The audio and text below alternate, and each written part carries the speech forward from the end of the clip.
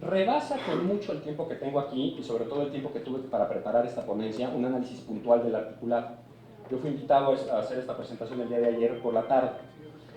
Por suerte tenía yo más o menos bien estudiadas las iniciativas presentadas por el diputado Camacho y el senador Gil. Confieso que tenía menos estudiada la del senador Barbosa, pero la estudié en el aeropuerto.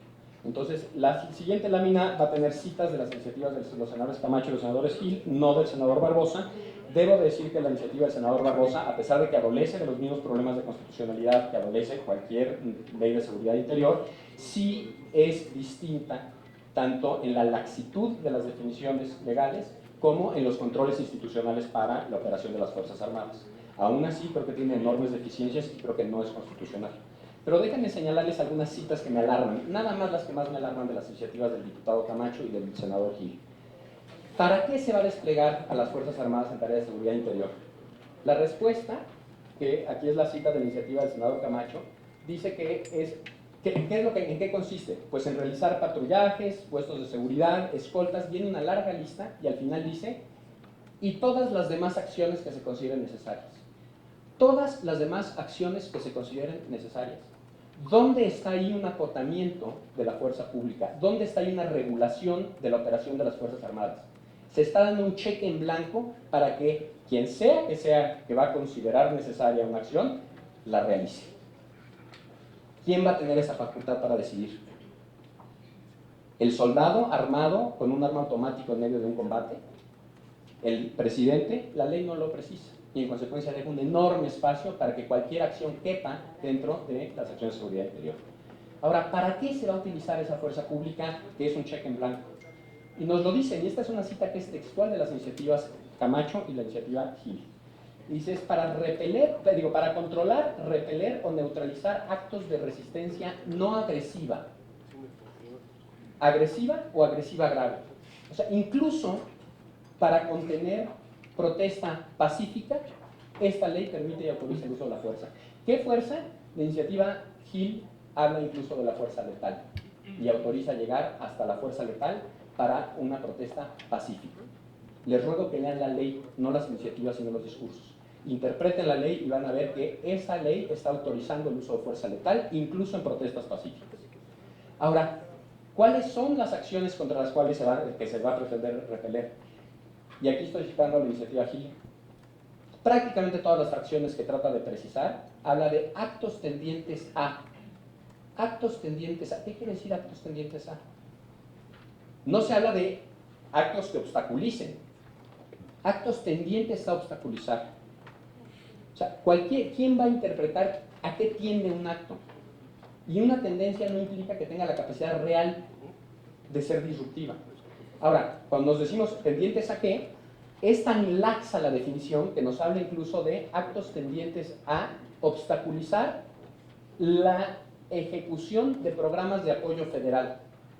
Bajo esta legislación, por absurdo que suene, la entrega de libros de texto gratuito con contenido de educación sexual podría justificar el uso de la fuerza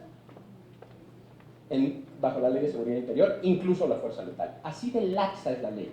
No estoy diciendo que para eso está hecha, estoy diciendo que está tan mal hecha la ley que sus definiciones son tan laxas que autorizan inclusive eso. Y es muy preocupante. Ahora, ¿cuáles son los controles que se establece al Ejecutivo para utilizar la seguridad interior para desplegar las fuerzas federales? Prácticamente nulos. Yo no veo por ningún lado el que esta sea una ley de salida del ejército o que esta sea una ley que regule y acote el funcionamiento de las fuerzas federales. Al contrario, si vemos, por ejemplo, la posibilidad de declaración de afectación de seguridad interior puede ser unilateral por el Ejecutivo. El control principal, que es la información, queda en la iniciativa Camacho, por ejemplo. La información que se genere con motivo de la aplicación de la presente ley será considerada de seguridad nacional. Cualquier información que se genere, no importa si es operativa, no importa si es presupuestaria, cualquier información que se genere queda reservada, o sea, es lo más opaco posible. Quiero decirles en este contexto que el ejército, que había entregado datos sobre letalidad de sus operaciones, anunció que a partir de abril de 2014 ya no recaba esa información. Entonces, la opacidad bajo la que hoy opera el ejército en los operativos, que ni siquiera entrega vía derecho a la información a cuánta gente ha matado en una batalla, a partir de abril de 2014, ahora va a tener sustento legal para negar esa información. Cualquier información, no solo los muertos, cualquier información. Hay un comité que establece la iniciativa Gil, perdón, la anterior. Hago notar que ese comité, y esta es una deficiencia tanto de la iniciativa Gil como de la iniciativa Barbosa, hay un miembro del legislativo que es el presidente de la comisión bicameral y todos los demás son empleados del ejecutivo. Todos son sus subordinados directos. O sea, el ejecutivo se va a informar a sí mismo sobre qué tal está haciendo cuando despliega las fuerzas de seguridad interior. Se va a enterar el legislativo, pero hay un voto en el comité, que es el único órgano que medianamente controla. Ahora, ¿qué tanto controla? Y aquí sí se distingue, son las cosas en las que distingue la iniciativa Barbosa.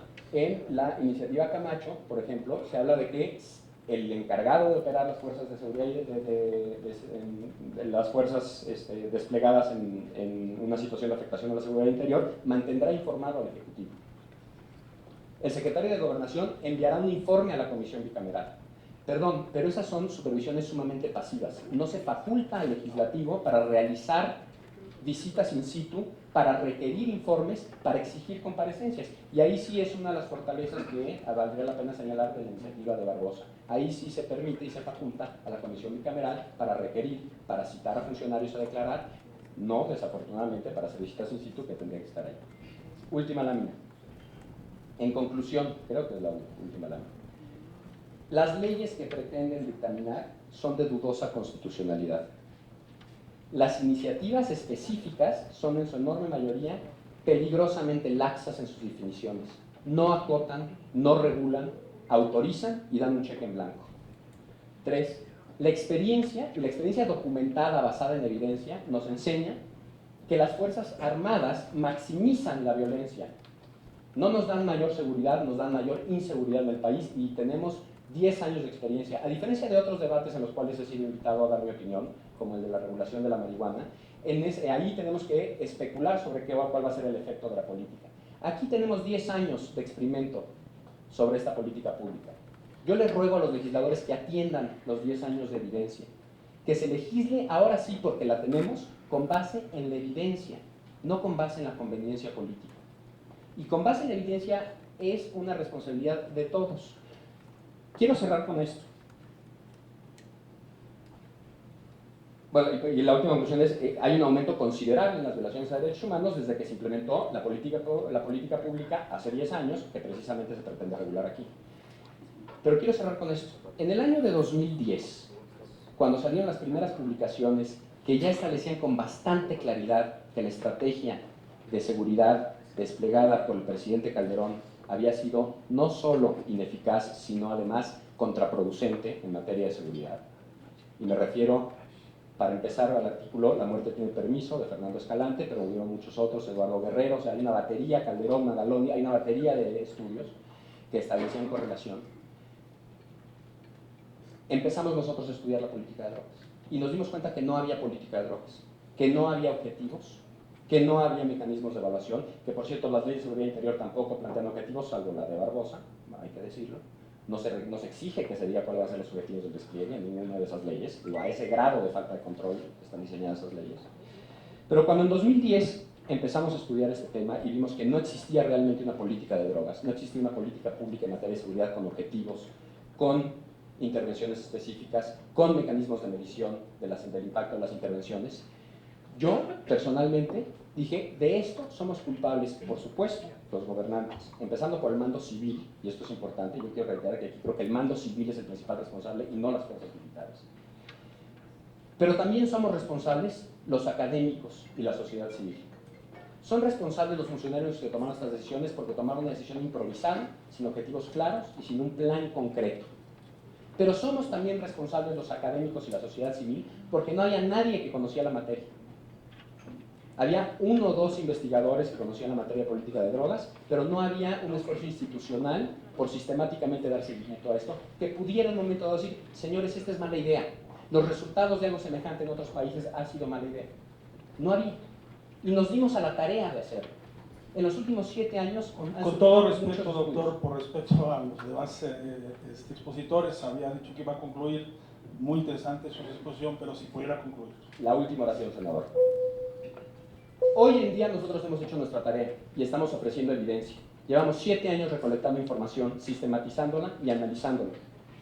La responsabilidad hoy en día y en esta legislación ya recae sobre ustedes. Nosotros hemos hecho nuestra tarea, les ruego que tomen en cuenta la evidencia que se ha generado. Y la evidencia nos dice que es una mala política pública que ha generado mayor inseguridad, no menor inseguridad.